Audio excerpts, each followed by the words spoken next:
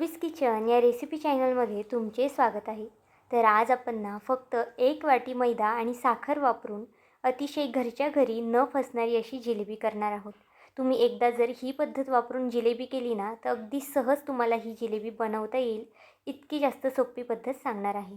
तर चला थोडाही वेळ न घालवता लगेच व्हिडिओला सुरुवात करूया. आता त्यासाठी इथे मी 1 वाटी घेतली आहे. इथे कोणत्याही वाटीचं माप तुम्ही घेऊ शकता. वाटी किंवा पेल्याचं किंवा छोटा डबा असेल ना तर त्याचंसुद्धा माप घेऊ शकता. आणि एक पातेलं घेतलेलं आहे.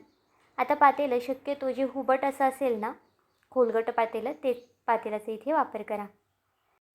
आता जी वाटी मी सुरुवातीला तुम्हाला दाखवली होती ना, बघा त्याच वाटीने आपल्याला इथे 1.5 वाटी साखर घालायची आहे.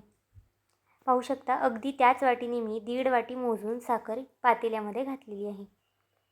आता साखर थोडीशी पातेल्यामध्ये पसरून घ्यायची आहे आणि पुन्हा तीच वाटी वापरून आपल्याला यामध्ये 1 वाटी पाणी घालायचं आहे.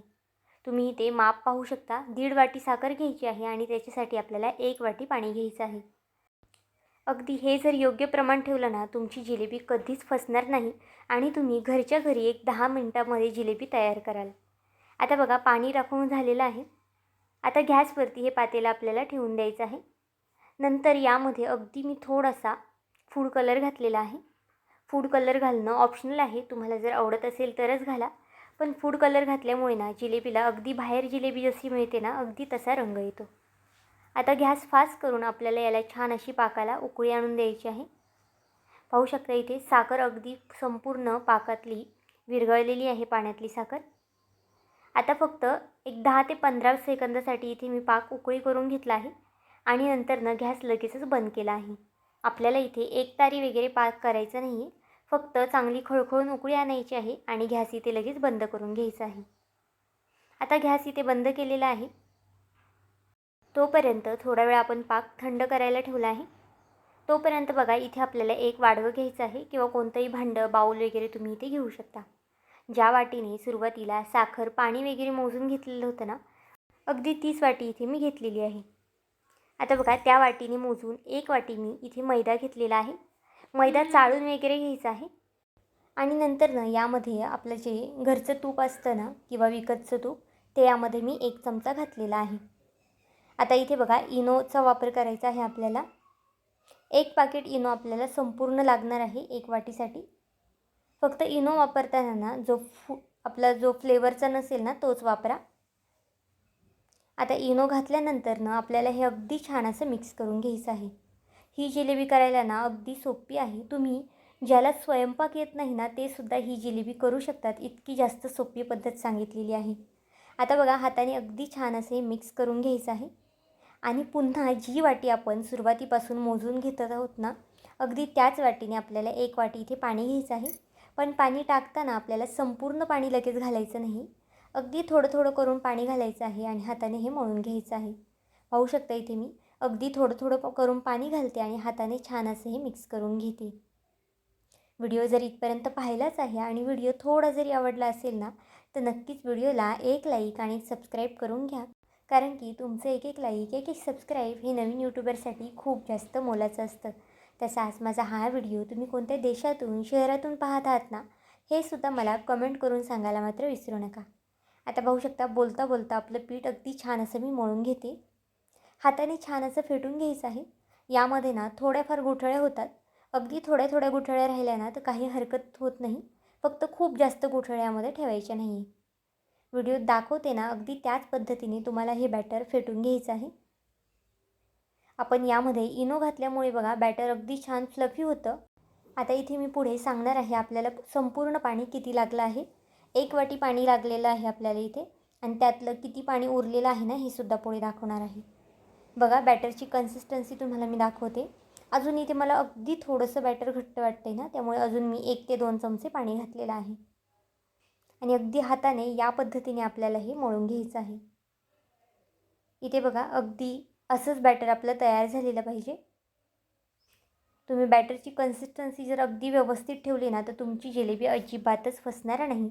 आतमधून अगदी छान पाकदार, रसदार होईल आणि बाहेरून अगदी कुरकुरीत होईल.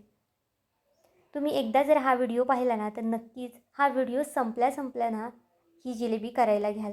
आता बघा इतकं पाणी उरलेलं आहे. आपण जे सुरुवातीला 1 वाटी पाणी घेतलं होतं ना, त्यातलं इतकं पाणी उरलेलं आहे. आता माझ्याकडे इथे पायपिंग बॅग नव्हती, त्यामुळे मी घरामधलेच एखादी पिशवी घेतली आहे. आता ती पिशवी वरनं थोडीशी कट करून घ्यायची आहे आणि नंतरने हे बॅटर जे आहे ना, ते सगळं यामध्ये ओतून घ्यायचं आहे. तुम्हाला इथं आश्चर्यच वाटलं असेल नक्कीच, कारण की इतकी झटपट अशी जिलेबी बनवणार आहोत आपण. फक्त सुरुवातीला 1.5 वाटी साखर घेतली आहे, त्यामध्ये 1 वाटी पाणी घालून छान असा पाक त्याचा उकळे करून घेतला आहे. नंतरनं 1 वाटी मैद्यामध्ये 1 चमचा तूप घालून ते छान असं फेटून घेतलेलं आहे. इतकी जास्त सोपी जिलेबीची ही रेसिपी आहे ना, तुम्ही एकदा जर केली ना, तर बाहेरून जिलेबी कधीच विकत आणणार नाही. आता इथे मी बघा जिलेबीचं जे आपण बॅटर होतं ना, ते एका पिशवीमध्ये ओतून घेतलेलं आहे आणि पाठच्या साईडला त्याला मी एक रबर लावून घेतला आहे, जेणेकरून आपलं जे बॅटर आहे ना, ते खाली निघणार नाही. आता पुढच्या साईडला अगदी छोटंसं टोक करून घेतलं आहे आणि ही जिलेबी आपल्याला तेलामध्ये सोडून घ्यायची आहे. आता मी सुद्धा इथे पहिल्यांदा जिलेबी करत आहे ना, त्यामुळे माझ्याकडून थोडीफार ही जिलेबी तुटत आहे. पण जो दुसरा घाणा आहे ना, तो अगदी छान होतो. अगदी छान जिलेबी करता येते. सुरुवातीला हात बसत नाही, पण नंतर ना आपण जसजसं करत जातो ना, तसतसे अगदी छान गोल गरगरीत जिलेब्या आपल्या तयार होतात. पाहू शकता अगदी तेलातून आरामात वर आलेल्या आहेत ह्या जिलेब्या आणि अगदी छान फुललेल्यासुद्धा आहेत. आता मीडियम गॅसवरती ह्या जिलेब्या आपल्याला तळून घ्यायच्या आहेत. गॅस खूप जास्त फास्ट करायचा नाही, अगदी मीडियम गॅसच इथे ठेवायचा आहे. आणि नंतरनं बघा याची एक साईड आपल्याला पलटी करून घ्यायची आहे. अगदी या पद्धतीने अगदी छान कुरकुरीत आपल्या ह्या जिलेब्या तयार होणार आहे. 1 ते 2 मिनटं लागू शकतात तळायला. तर इथे बघा अगदी छान अशा तळून झालेल्या आहेत. आता लगेचच आपल्याला तेलामधून ह्या जिलेब्या काढून घ्यायच्या आहेत आणि जो पाक आपण कोमट करायला ठेवले होतं ना, त्यामध्ये घालायचे आहेत. पाकामध्ये इथे सुरुवातीलाच आपल्याला वेलची पावडर घालायची आहे. मी इथे विसरले होते, त्यामुळे बघा नंतरनं घातलेली आहे. वेलची पावडर मिक्स करून झालेली आहे. आता त्यानंतर यामध्ये आपण ज्या जिलेब्या तेलातून काढून घेतल्या होत्या ना, त्या गरम गरमच जिलेब्या आपल्याला या पाकामध्ये ठेवून घ्यायच्या आहेत. बघा अगदी बुडतील ना अशा ठेवायच्या आहेत. अगदी आतपर्यंत पाक घुसतो आणि अगदी रसदार अशा ह्या जिलेबी तयार होतात. अशाच पद्धतीने बघा एका साईडला मी दुसऱ्यासुद्धा करून घेतल्या आहेत. अजिबातच खाली चिटकत नाही आणि अगदी वरपर्यंत छान फुलून येतात या जिलेब्या. तुम्ही कधी यापूर्वी अशा पद्धतीने घरच्या घरी जिलेबी केलत्या का आणि कोणत्या पद्धतीने केलत्या हे सुद्धा मला नक्की सांगा. मी सुद्धा इथे पहिल्यांदाच केल्या आहेत, पण खूप जास्त अप्रतिम झालत्या. आता बघा सगळ्या जिलेब्या इथे मी तळून घेते आणि नंतर तुम्हाला दाखवते. गरम गरम तेलामधून जिलेब्या जर तुम्ही पाकात टाकल्या ना, तर अगदी आतपर्यंत त्याचा जो पाक आहे ना, तो मुरला जातो. अशाच पद्धतीने आता सगळ्या जिलेब्या मी पाकातून काढून घेतल्या आहेत. तर इथे बघा एका वाटीमध्ये ना आपल्या भरपूर अशा जिलेब्या तयार झालेल्या आहेत. मार्केटमधून याच जिलेब्या आणायला आपल्याला खूप सारे पैसेसुद्धा लागतात आणि घरच्या घरी ना आपण अगदी हायजीन मेंटेन करून ह्या जिलेब्या तयार करतो. त्यामुळे नक्कीच एकदा अशा पद्धतीच्या कुरकुरीत जिलेब्या करून पहा. इथे बघा मी तोडूनसुद्धा तुम्हाला दाखवले आहे आणि आतपर्यंत छान रसरशीत या जिलेब्या तयार झालेल्या आहेत. तर आजची ही रेसिपी तुम्हाला कशी वाटली मला हे कमेंट करून नक्की सांगा आणि चॅनलवरती नवीन असाल, चॅनलला जरी सबस्क्राईब केलं नसेल तर एक लाईक आणि एक सबस्क्राईब करायला विसरू नका. पुन्हा भेटूया आपण अशाच एका नवीन व्हिडिओमध्ये. तोपर्यंत बाय.